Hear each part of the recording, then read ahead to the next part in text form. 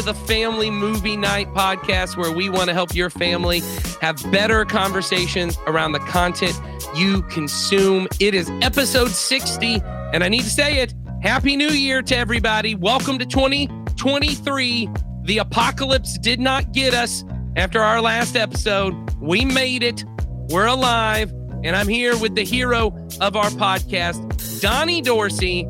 How you doing, man? How's 2023 feel on you as we are podcasting this from the past? So we're podcasting into the future. You're going to go ahead and just proclaim it. What's your 2023 going to be like? I feel like I got my new coat on. Like I feel like I'm dressed to impress, and everyone's watching. Oh, so Donnie in this new in 2023, you're declaring that you are going to come into some extra money that is just for new clothes. It's mostly going to be for Christmas. I probably received many Monopoly games from different cultures, and I just have them all packed up in my closet. So that's where all that extra money is coming from. So in this universe, in 2023, the apocalypse has come, and the only currency that is left is Monopoly money. That's right. Thank God you have it from all these different countries and cultures. Very good. Donnie Dorsey, I'm glad to know that you will be the warlord in the upcoming post-apocalypse. I'm glad we've been friends. I did this well.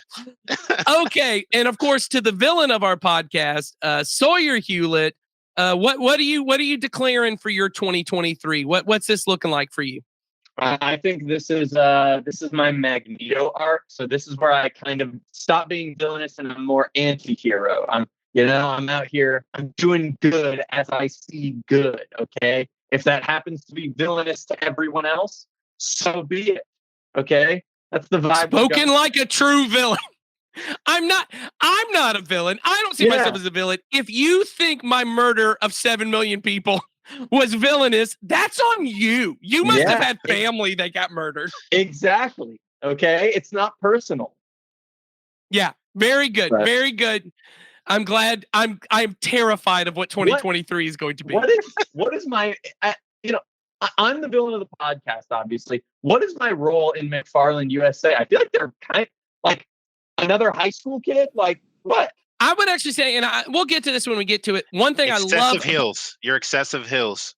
One thing I love about he could be excessive hills. He could be the challenges that immigrants face coming to a new country. True. I honestly think one thing that this movie has, and I will get to it, is there's really not a villain, and I love that about this movie. Like, I really do think this movie is not. People are not the villain. And we'll get to that later. We'll get to that in a little bit. But right, you already heard the mom of our podcast playing the role of mom. She has to do it in real life. She has to do it here with these unruly heroes and villains. So I was going to tell you guys, I made a vision board of what we're going to do for the podcast for 2023. So you can throw out all of your ideas and I'll just have the vision board. We can present it. What I'm looking forward to in typical mom fashion is you have perfectly planned out what's going to happen and the kids are going to ruin it all. Yes. And you will be sitting in the corner. You'll be sitting in the corner with your Starbucks that you're just pouring a little bit of whiskey into to make it through the rest of the day. We can't cover R-rated movies on the podcast. That checks out. Be prepared. All right. Well, as you've already heard us say, we are covering a really great movie that I think most people have not seen. And I think your family will have a great time. In fact, I think I haven't really looked. I think this is the first real official sports movie we have covered. And you can debate whether cross country counts as a sport, but No, you can't. Yeah, you can't. That is a sport. Okay. If you run, you sweat, and you have to actually build endurance, it's a sport. And you compete. All the people who are not athletic are deeming it a sport. Well, here's what I was going to say. Here's how you can declare it's not a sport. Sawyer was on a cross country team. So I was on a cross country team. I was not. Okay. Okay. Sorry. Swimming, the other non-sport. So we'll get into that in a little bit. What's the Groucho Marx thing? I would never want to be a part of any club that would ever have me as a member. Right. Yeah. I would never be a part of any club that would have me as a member. So I would never call anything a sport that would allow me to compete. All right, so here we go. Let's go ahead and get into this. But before we do, I want Donnie Dorsey to tell everybody what it is we do on this podcast. On this podcast, we encourage every family and community Christian church to have a monthly movie night to help you and your children build memories and start conversations that matter. The goal of our family ministry is to help you raise your children to love Jesus and his way of life above all other things. And we know that critical to that is for you to have routine, regular times of connection, and shared experiences that help you build stronger relationships. And movie nights are great opportunities to do that because movies are not only an easy way to share laughter, joy, fear, and sadness in a safe environment, but they also give us a chance to talk about what matters most to us in ways that are meaningful and memorable. And on this podcast, we want to not only recommend some movies you can watch on your monthly movie night, but give you some ideas of meaningful conversations you can have with your children during or after the movie. And as always, the point of this podcast is not to add another thing to your to-do list as parents that you will then feel guilty about if you don't get them done.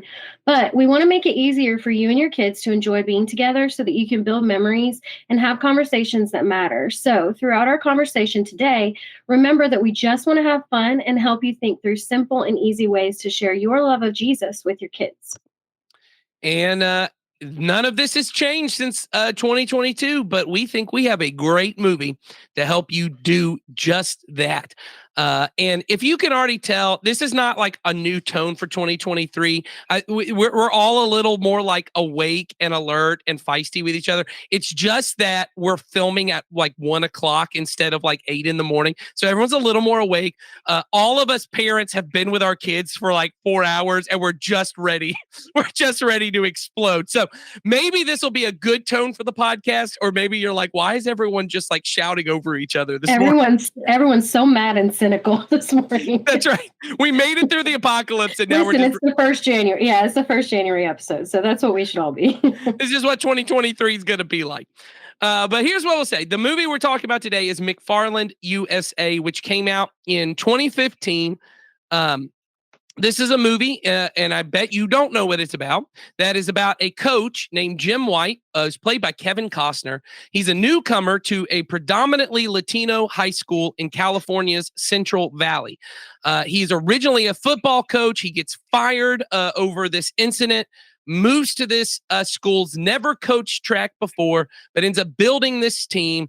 He and his new students find that they have much to learn about one another, but things actually begin to change when White realizes the boys' exceptional running ability, more than just physical prowess, drives the teens to succeed. Their strong family ties, incredible work ethic, and commitment to their team all play a factor in forging these novice runners into champions. So I feel like that's a little bit of a spoiler, but hey, it's a sports movie. You should know what you're getting out of this. So I want to talk a little bit about this movie and just why we thought this movie worked. Now, as I said, this is a movie that I went and saw, and the only reason I saw it in theaters was because I had the now defunct but slowly coming back Movie Pass, where and I'm just going to tell you that it's going to fall apart again, but that's all right. Enjoy it while it lasts if you can get in on it. But I actually had it when it was in beta testing. I got it in 2012, and when the world was also supposed to end, and we ended up going to see this movie. I had Mondays off, and I would go see whatever movie my wife didn't want to see. And I said, "Hey, there's a sports movie." She's like, "Oh, I don't know. What's it about?" I said, "A cross-country team." And she goes, "Is that a sport?" And I said, "Well, Sawyer likes it." So in 2012, you said that. Yeah. Yeah, that was just 2015. So I was just very prescient. But anyway, I went to see the movie expecting it to be just kind of like a normal. Disney's not known for making great sports movies. Next week, we're actually covering one that is a great Disney sports movie. But this one blew me away. I was shocked. And what stood out to me in particular was the fact that it doesn't really feel like a sports movie, but gives you the same beats and the same feel by the end that you want from it. So I want to talk to Sawyer. Sawyer, I think you had seen this movie before we suggested it. So what do you like about this movie? I think what I like about this movie is Kevin Costner's character is like such a unique main character for a sports movie. Because like, you think about it, like our favorite sports movies. My favorite's Rocky. Okay. I love Remember the Titans even, which, or Rudy. Okay. all these great movies are focused on the players and stuff like that and their journey to like success and stuff like that. I think why this movie is super unique is it's all about the coach who just has a bunch of blind spots and stuff like that in his ability to coach. And it's all about him taking how he understands coaching and these boys who he is coaching, and that their cultures kind of blending is the thing. And I feel like that's kind of, I don't know if we're going to take it in this direction that much in this episode, but this concept of just like very much like integrating with these people. Like there's parts where he goes over to each runner's house and stuff like that, which like my coach did, but like I had good coaches as a thing. And it's just there's these cool scenes of just him getting to know these people and their families and like their difficulties and stuff like that like you don't see in a typical sports movie. In a typical sports movie, there's like one scene where the coach and the player get like one like heated moment where like you need to start working harder and stuff like that. There isn't that much of that in this movie. There's really just a bunch of scenes of Kevin Costner learning to kind of tenderly care for these people is the thing, which is something he doesn't know how to do. And it's a remarkably sweet movie in a different way than most sports movies are. And I don't know, I really like it. I also, I'm a sucker for a good sports movie is the thing. And so I really enjoy this movie, especially Kevin Costner. He's really good in it. So one of these days I'm going to find a movie that you are not a sucker for a good one of. I have openly said that I didn't like movies on this podcast. Okay. No, I want to say you have diplomatically said, yeah. I don't think I was the right demographic for this. Exactly. You'll say, I'm a good sucker for this. I want to get our super fans to make a mashup of Sawyer just saying, I'm a sucker for a good movie on the water. Yeah. I'm a sucker for a good movie where two characters share an empanada at 7:00. The police dramas. Yeah. He loves those. I'm a sucker for a good version of this. But I agree. A good sports movie. I wanted to find a movie that you're a sucker for a bad version of it. I'm a sucker for a bad sports movie. If it's bad, I like it even more. I mean, all right. Rocky IV is pretty great. Okay. Yeah, it's pretty terrible. So there you go. All right. Heidi Cooper, mom of our podcast, had you seen this movie before? Yes, I had. I actually had. Yeah. I really liked it the first time I watched it. And I think I liked it even more yesterday when I watched it again with my kids because, well, I watched it with Jackson when he was younger. So, but this time it was like little kids. And so I got to explain to them like, oh, well, this was in 1987. And so things were a lot different back then. And then we actually looked up the story of the Coach White, the real this one. Is based on a true story. Mm-hmm. Yeah. And so we read that and that was cool as well. They, yeah, he was just he did a lot for the community and he really did a lot to like empower these kids. And I love at the end of the movie, they tell all this, but like, I love that they like went back and told what these kids are doing. And, so many of them live back in McFarland and they are moving the community forward, like their teachers, their principals, their law enforcement, some of them it wrote on there, like they went off track, they spent some time in jail, but that was like the expected for all of them, and they were like kind of the ones who actually went the path that they were supposed to be, or that most people thought they would head were the ones that, were few and far between versus the rest of them, they got college scholarships because of this, this one guy choosing to invest in them and teach them and coach them and train them in such a way that, they were able to get those scholarships. So I love it. It's super good movie. Yeah, I totally agree on that. Donnie Dorsey, what was this the first time you had seen this movie?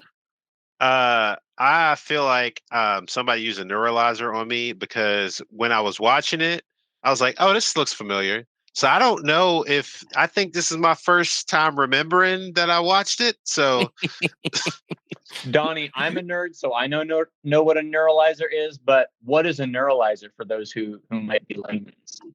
So neuralizer is I think the everyone knows what neuralizer it's is. also Really? known as the flashy thing in Men in Black that was able to stop your brain from remembering a certain event, and then then you don't recall it. So Yeah. this was like a whole new experience for me. I was like, yeah, this is great. And I was like, wait a minute, I've seen this before. Did I think it was great last time? I think I did. I appreciate that. Yeah, I really like this, and I appreciate the very dad approach to this movie from Don. Which is like, have I seen this before? I think I've seen this before. This is your wedding video. Yeah. Have I seen those people before? Who is that? They look familiar. We should invite them over. I think that's my uncle. That's you. That's you right there. That's gonna be me in 30 years. It's not gonna be get off my lawn. It's gonna be like, hey, it's good times, good seeing you. Are you new here? No, that's your child. Oh gosh. This movie is directed by actually a New Zealand director named Nikki Caro, who went on to direct the Mulan reboot, the live action one. But I knew her best. I saw a movie, I like probably when it came out, like 2000, maybe 2002, called Whale Rider that she directed, which is amazing. It is about an Aboriginal, a New Zealand Aboriginal girl and her tribe. It's very similar kind of vibes to this. It is awesome if you get a chance to find it. I don't know if it's playing anywhere, but it is awesome. And I did not know that when I went to see this movie.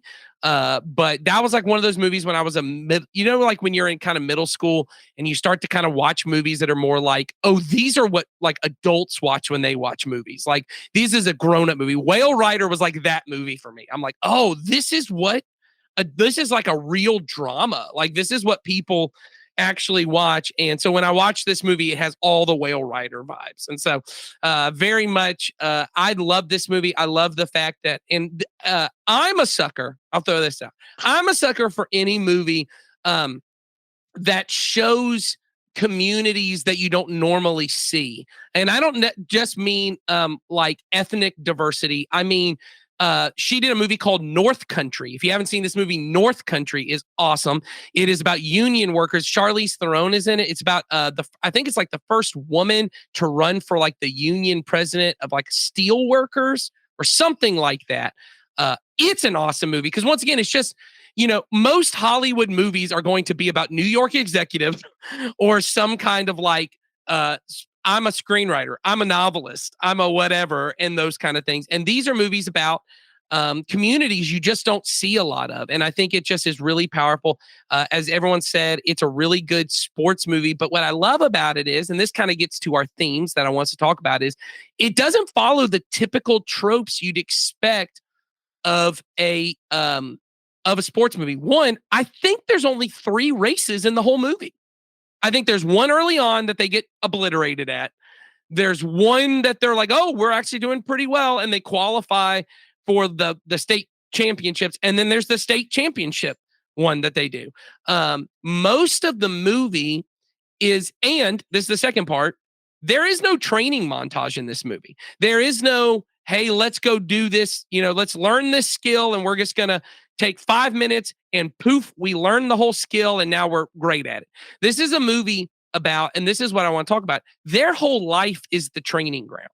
Everything about their life is training for this. Honestly, it's very similar to like Karate Kid in that way, wax on, wax off, and now I know karate. Like there are all these things that suddenly I get. And honestly, the one, like, it's not halftime because that's not the way it works in cross country. But the one kind of speech the coach gives at the end of the movie to them is basically what has prepared you for this day is the fact that all these other kids are like private school kids and they all have money, but you have to get up extra early, which we've seen from the whole movie. You got to go work in the fields and then run to school, right? They don't have cars, so they have to run to school, do all your school, then run back, finish your work, then run to actually practice and do this. And basically his point is you have developed the mental, emotional toughness to actually beat these teams that are better equipped than you are. And what I want us to be able to talk about today, and what I think is a good theme for this movie, and I really, probably most sports movies, is the concept that everyone gets in a sport. If I'm going to be good at something, if I'm going to be able to win the race, if I'm going to be able to compete at a high level, that means there's a lot of things you don't see. There's a lot of practice. There's a lot of physical conditioning. What we now know is the best athletes have mental conditioning. They go through mental toughness to be able to kind of stay cool under pressure. All of that training produces the kind of person that in any given moment, they could play the sport, they could run the race, they could do whatever when it's called upon them. And what that's called is discipline. Well, the same thing is true when it comes to spiritual life. There's a way in which that what we think the spiritual life is, I learned some things about Jesus. I learned some things about things I should do and not do. And then my job is just to go off and apply them. When I learn them, go and do them. But the truth is, spiritual life, and this is what Paul kind of equates it to at one point, it's like running a race. And you got to train. You got to train your body. You got to train your mind. You got to train your speech. You got to train your patterns of thought, your emotional reactivity to become the kind of person who can respond like Jesus in any given moment. And that's not a matter of learning the right thing to do. That's a matter of training yourself. And so what we wanted to talk about, and we actually kind of mentioned this a few episodes ago, of making our homes practice grounds, training grounds, but not teaching grounds, not where we lecture our kids into learning what they should do, not where we just tell them over and over again, be like Jesus, but we can actually train them how to do it like they were an athlete. So that's what I want to talk about a little bit right here. And so why don't we get started with how this movie can kind of help foster those conversations? Sawyer, you look like you want to say something. You got something? Yeah. And like, I think the biggest thing that I think this movie especially addresses is the coach just wants to be aware of what's going on in his players' lives. He's not trying to fix all of their problems. Seriously, my favorite parts of this movie are the times that he goes over to the runners' houses and eats dinner with their families and stuff like that. I think that happens 3 or 4 times in the movie, and they're great moments and stuff like that. And I think that's the biggest thing that like my parents did well is like whenever I was like, as a little kid, if I like skinned my knee, they would eventually be like, all right, let's throw some Bactine on that and put a Band-Aid on it. But they oftentimes would be like, you know how to put on a Band-Aid, you know how to like scrub it and stuff like that. Go get yourself cleaned up. And like that kind of stuff prepared me. As I got older, as I was developing socially and stuff like that, I was really socially awkward when I was in 7th grade. I know, shocker, I was awkward 7th grader. And my parents didn't help me that much. They kind of just allowed me to sink or swim. Did I get bullied a little bit? Yeah. But do I think it's like bad that they didn't ever step in? Absolutely not. Their passivity almost like helped me. And I'm not saying it was not passivity. It was them being very intentional and making sure that I was getting strong and stuff like that. And with my relationship with Jesus, they were almost like the opposite of like passive aggressive. They were like, Sawyer, like you need to be careful. Like they're like, you need to like make sure that you're in on this kind of stuff because this is for the long haul. And it's just like all these areas where I think like as parents, like my parents did a great job of knowing where to intervene, when to intervene, how to make sure that I wasn't going to like fly off the rails, but also how to make sure that I was going to fail in ways that I could learn from. Yeah. Well, and I think honestly what you said there, Sawyer, which I think is huge, and my wife and I use this language a lot with ourselves, but I think a lot of parents, we just forget it. Our primary goal as mom or dad is not chief hugger, is not best seat lap to sit on. It's not, and it's also not drill instructor. Our job is coach. And we miss this a lot. I'm the one who knows you well enough. I'm the one who's with you well enough to help coach you, to train you to be like Jesus. And that does mean sometimes I got to hug, right? That does mean sometimes I have to show affection. That does mean sometimes I have to do this. But like you said, I love the scene in the movie where not just he goes over to lunch with them, the scene where he goes and works in the fields with them. so he can experience what they experience, which one, there's a cool parallel there of talking about, Jesus experienced everything we experience. There's something kind of cool in there. But for him to be able to go, in order for me to be able to coach you, I need to know what you've been through. I need to know who you are. And honestly, what he ended up seeing was strengths that he was unaware of. And we as parents to be able to do that. So here's one thing I'll kind of throw just in for us to kind of discuss off of this. My wife is the queen of this. I'm not great at this. My wife, and I don't remember where she learned this, but she told me one day, she goes, we got to start doing this more. And this started maybe 2 or 3 years ago. We do tons of redos in our house. And what I mean is when our kids mess something up, we immediately go, do that again. Do it again the right way. And what I mean is, so one of my kids runs upstairs, they lose their temper. We don't hug them. I'm not saying we don't ever hug them. We don't hug them in that moment. We go, you don't ever speak to me like that. Do it again the right way. I want to train you the right way to speak when you're angry. Because there is a way that goes, hey, you must be really upset. Let me do this. But all I'm doing in that moment is teaching you, say whatever you want to say, learn the wrong habit. What I want to teach them is, and that's why I say, you didn't hurt my feelings because I'm your dad. I love you forever. But here's the truth. There are going to be people you interact with, and they're not going to give you 32 chances to get this right. They're not going to give you 32 times to get this right. So I want to teach you how to do it the right time. So when you're angry, so when I send you to your room, here's the way you walk up the stairs. When you walk up the stairs the wrong way and you're knocking things over, I go pick all that up. Do it again the right way. My wife is the queen at this. I'm not great at it. I'm telling you, oh, you want to throw things? Let's get okay. Let's get in this. And there's 2 responses. There's some of us that are me, and we're gonna do this now. And then there's the oh my God, let me pull you in and let's do this. Neither one of those are the most helpful in that moment because I'm not training you how to do anything. I'm saying if you can't handle your emotions, mommy can or daddy can because I'll hug you and I'll make it better. Or if you can't handle your emotions, that's it. You're done.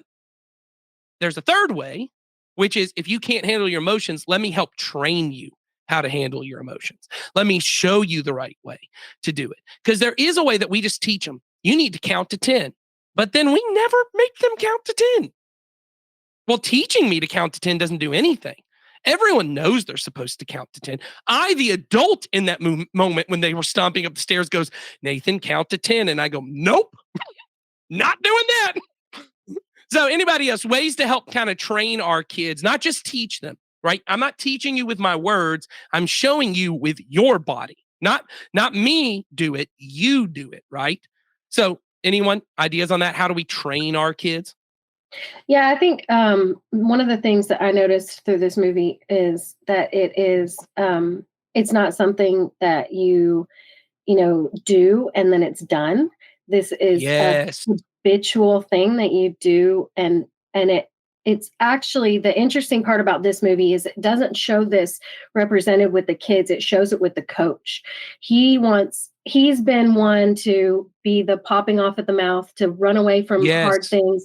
And that's how he ended up in this situation to begin with. And then he, I don't know if anybody else noticed, but at the end of the movie, they show his house and there's a big tree in the yard. And when he first walked into the store and met the guy the store owner, he said, yeah, you should put a tree in your yard so that in a few years, 5 years, you'll have shade and then you'll have a nice yard. And until then, you're not going to be able to grow anything. And I love that they show that at the end of the movie and kind of walk through where they all ended up, because it shows that he didn't give up, not because he was, disqualified because of his attitude. So he didn't quit. He didn't do what he did before and blow it up. And then he also didn't quit when something else looked better or more attractive. And I think that that's the kind of thing that really, it always hits our kids, usually around middle school. They'll have something that if they were really interested in when they're a kid, then they either want to change it or switch it up or something like that. And that's all fine and well. We just need to make sure that the one that isn't optional to trade out for a different, variation of the same, thing, sport or aftercurricular or whatever club that they're in, is Jesus, that their relationship with Jesus is something that they they never look at as like something that can be replaced with something else.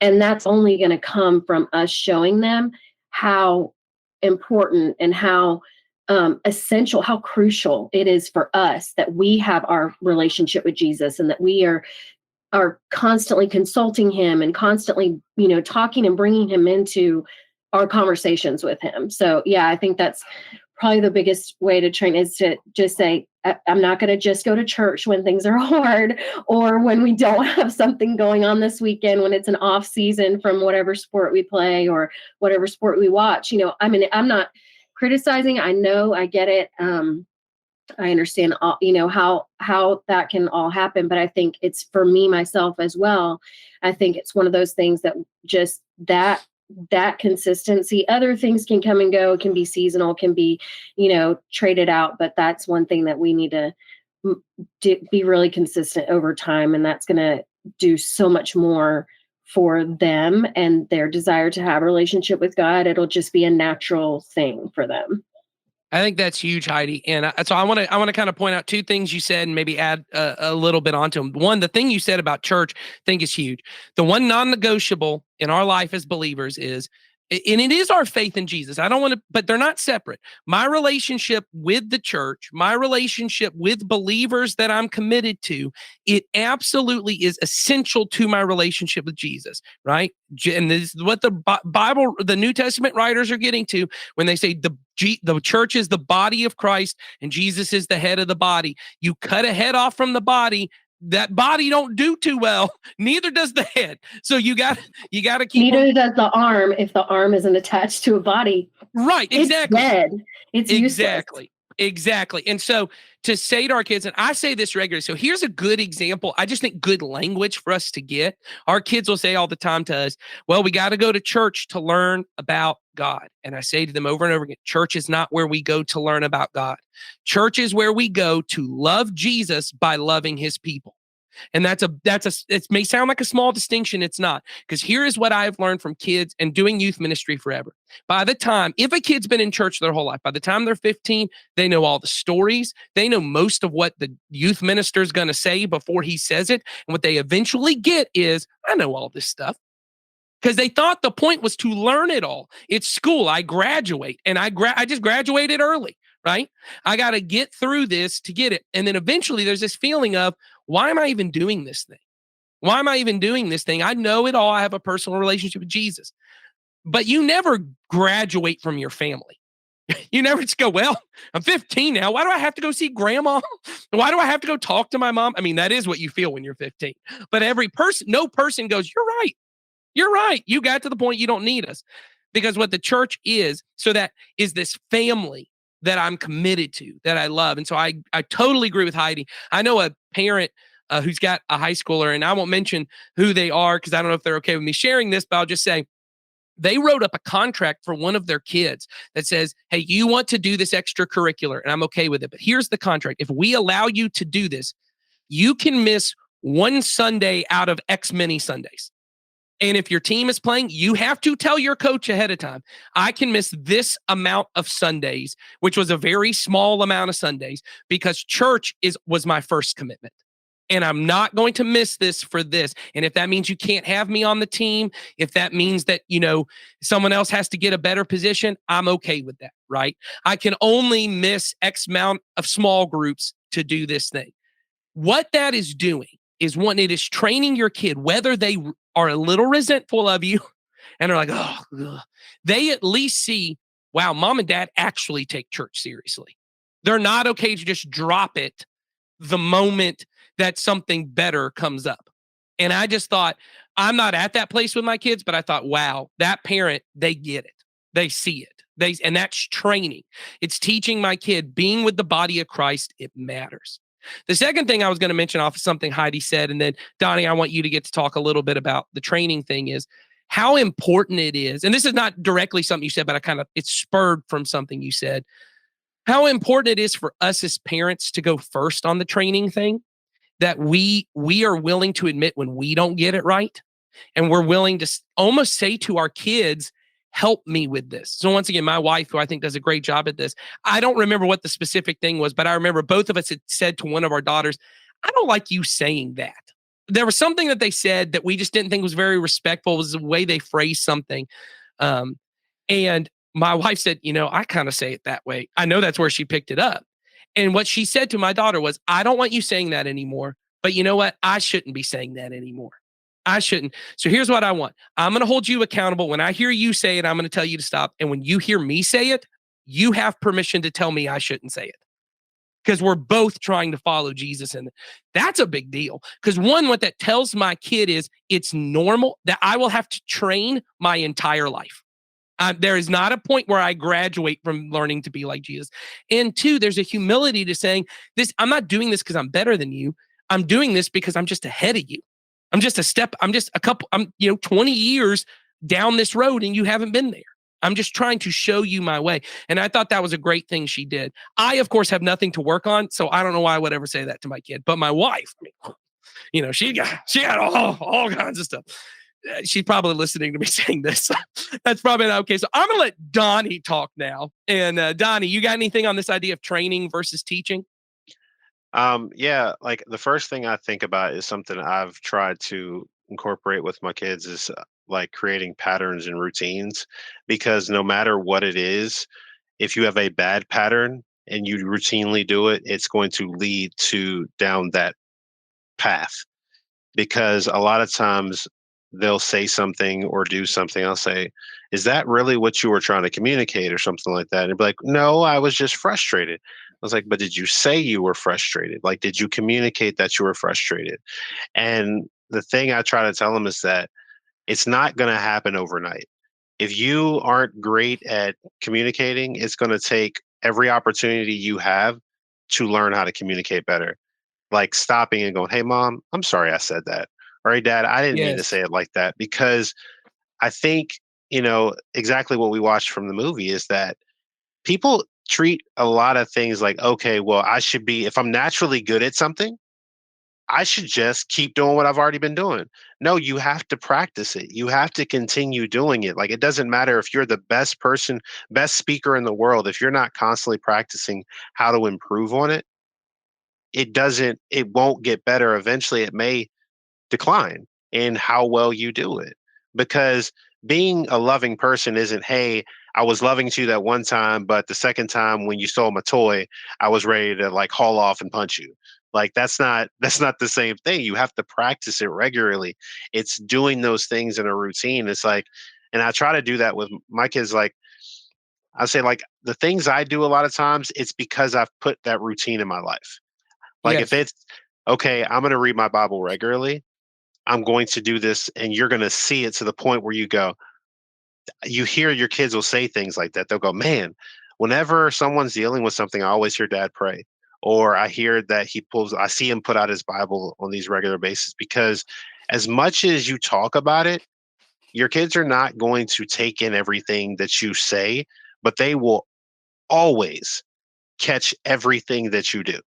So when you're like, hey, you shouldn't be rude to people, but then you're on the phone with someone that you don't take kindly to, and you're like, look, first of all, da da da da da da, and then you're saying all kinds of crazy things. You're like, yeah, don't talk to people like that. Like, and like a good example, I'll tell you like this is that, for instance, like if you've ever been like looking at something or looking and you say something, and as soon as you say it, but you don't do that. It's like, no, I don't need to say that. I need to like kind of like what you're saying with your wife doing is that idea of going, hey, I need to let you hold me accountable for it too, because I think all of that is built in. But a lot of times we just do hey, I'm going to say it. Kids, don't do this, don't do that, do that. But I need to build in that routine so you can watch my pattern, so you can see what it looks like when it's in practice and when I mess up, as much as when I get it right. Because if I say something I shouldn't have said, my kid, I'll ask them, I say, do you hear me apologize when I say something I shouldn't have said? And they're like, yeah. I'm like, that's what I always want you to know, is that whatever I'm telling you, most times I'm trying to put it in practice, even when I get it wrong. Because if you don't practice it regularly and do that routine and build in that pattern, it won't become, it won't be like, to use the analogy of watching them run, you'll never be able to run up that hill. You'll never be able to get up that hill easily and progressively and gradually improve if you're constantly going right back to square one, where it's Yeah. like you're not building into that. So Well, and I think the thing the movie does well, and this goes to what you were saying, Donnie, is you really had there's these two characters on the team. One is Thomas, who is just like supernaturally gifted at running, and he's very fast. Right? He doesn't have a car, so he runs everywhere he goes. At one point, he pulls over and he's like, "You were running 12 miles an hour or something like that, yeah, like sustained at 12 miles an hour." And then the moment he gets to a hill, in that first race, he just completely falls apart. Because your point is right. It doesn't matter what your natural gifting is. Like there is supernatural gifting, there's spiritual gifting that you have. If you don't put the work in, and I mean even beyond just like speaking abilities or any of that kind. I mean specifically like my patience.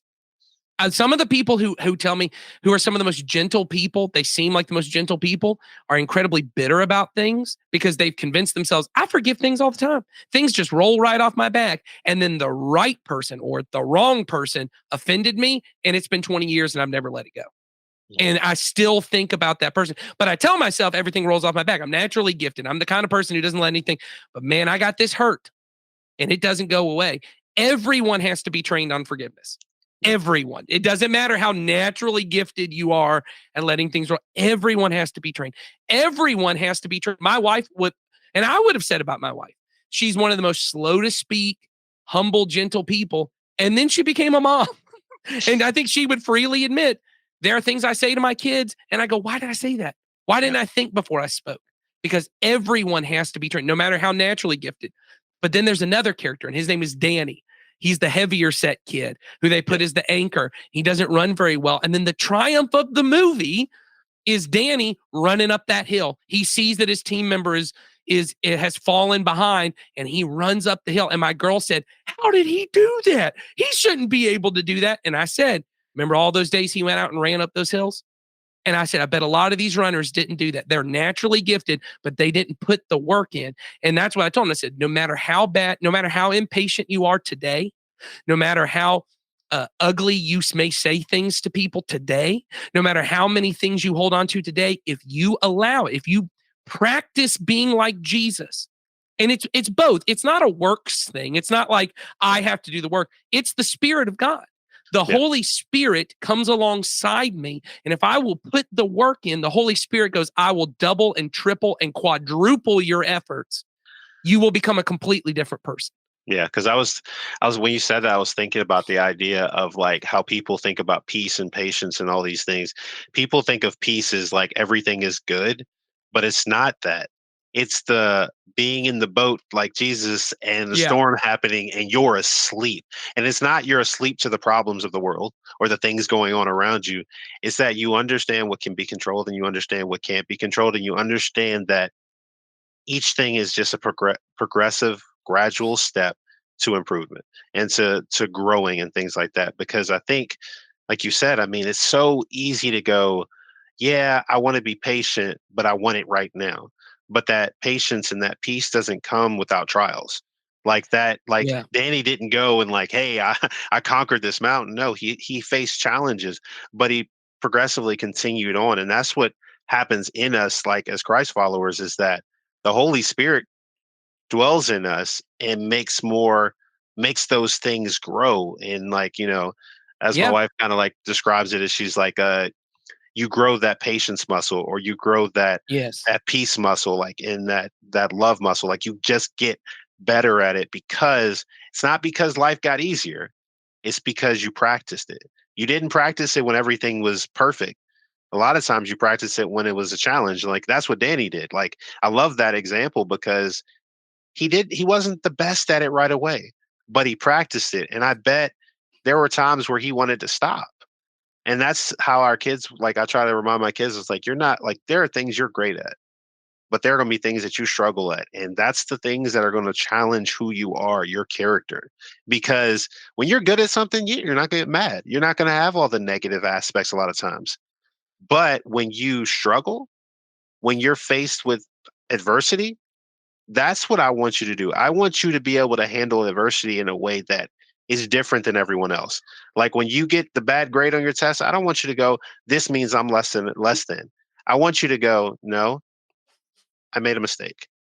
And I'm going to continue to grow because having that in you is going to change the people around you, because they're going to, wow, you saw an opportunity to be angry and you chose to be peaceful. You chose to be forgiving. You chose love over hate or over, doing something that you wouldn't normally do. So. Well, and I think just to kind of wrap it up here, because we're kind of at the end of our time, I think what I want to just keep on us here is that this is something that has to be daily. It has to be a practice daily. And whether it's weaknesses or strengths, because I say this, the biggest challenges in my life have been the things I'm really good at. I was really productive. I'm one of the most productive people. I mean, I can outwork, I can out hustle anybody. And so I became a workaholic. And that became a point where all my relationships struggled because of something I was good at, not because of something I was, you know what I mean? It was my strength that created the biggest problems. And it may be your weakness. It's both of the things that you have to look at and go, in every season, in every moment, I have to practice being like Jesus. And our goal as parents is to help them participate in the kingdom. So whether that's teaching them daily Bible reading or prayer, or whether that's making them redo losing their temper, or whether that's sitting down and making them actually slow down and miss out on some things, or like Heidi said, making sure church is a priority. All of these things, this is us coaching them to live in the kingdom, because it will not be what we teach them that makes them love Jesus. It will be them following Jesus that makes them see how beautiful he really is and how much better he makes their life. And that's our goal, is to teach our children to love Jesus and his way of life even more. So join us next week as we have a special movie to help us do that. We'll see you guys then.